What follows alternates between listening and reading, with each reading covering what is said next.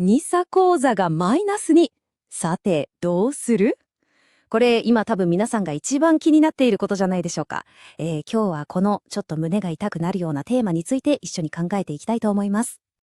今、ご自身の投資状況を見て正直どんな気持ちですか？アプリを開くのがちょっと怖いなとか、見るたびにため息が出ちゃうなとか、そんな感じかもしれませんよね。せっかく始めたニーサがもう含み損で真っ赤だよって。いやー、正直怖いですよね。その気持ちものすごくよくわかります。このまま積み立て続けてていいのかなとか、もうどうするのが正解なのか全然わかんないって。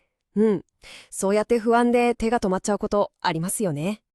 で、しまいには、もういっそのこと全部売っちゃおうかな、なんて。そう考えちゃうのも無理ないです。これ本当に誰でもよぎるごく自然な感情なんですよ。さて、じゃあここから少しだけ冷静になって今のこの状況を見ていきましょう。あなたのニーサがマイナスになってるのって実はあなただけのせいじゃないんです。その背景には2026年に起きたある世界的な出来事があるんですよね。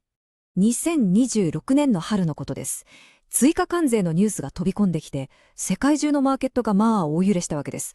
日本の日経平均もアメリカの S&P500 もガクンと下がって、それで多くの人のニーサ口座に見たくない赤い数字が灯ってしまったというわけなんです。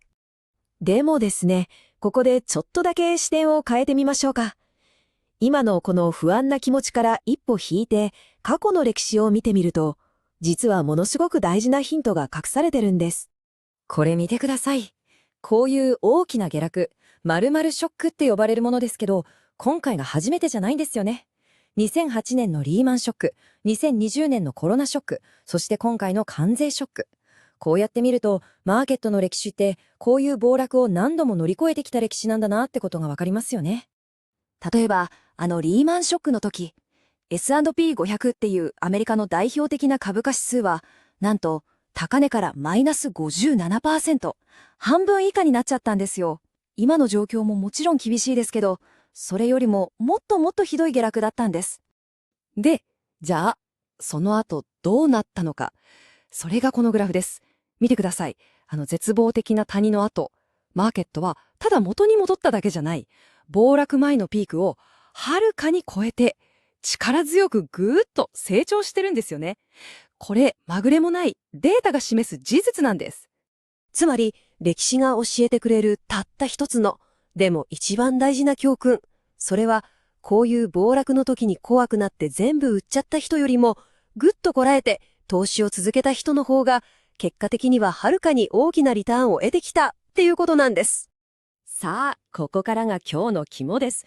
皆さんの今の怖いっていう気持ちをもしかしたらワクワクに変えられるかもしれない、そんなちょっと魔法みたいな考え方があるんです。それはズバリこれ。株価の暴落は良いものを安く買えるバーゲンセールだって考えること。ちょっと想像してみてください。いつも気になってたブランドのバッグが昨日まで10万円だったのに、今日から3割引きの7万円になってる。これチャンスじゃないですか？今のマーケットってまさにそういう状態なんです。このバーゲンセールっていう視点を持ってるかどうかで行動がもう全く変わってきちゃうんですね。この秘密を知らない人は暴落にパニックになってせっかく持ってた資産を安値で手放しちゃう。つまり損を確定させちゃうんです。でもこの秘密を知ってる人は、うわ、ラッキー、セールだって言っていつもと同じお金でよりたくさんの株を買うことができる。つまり将来のための仕込みができるわけです。そして実際に賢い投資家、長期でちゃんと資産を作っている人たちはみんなこのことを知っています。だからこういう時でも積み立てをやめたりしないんです。むしろ絶好のチャンスだと思って淡々と買い続けてるんですよね。じゃあ、このバーゲンセールっていう考え方をもとに、具体的に僕たちが今何をすべきなのか、その3つの正しいアクションをここからはっきりお伝えします。まず1つ目。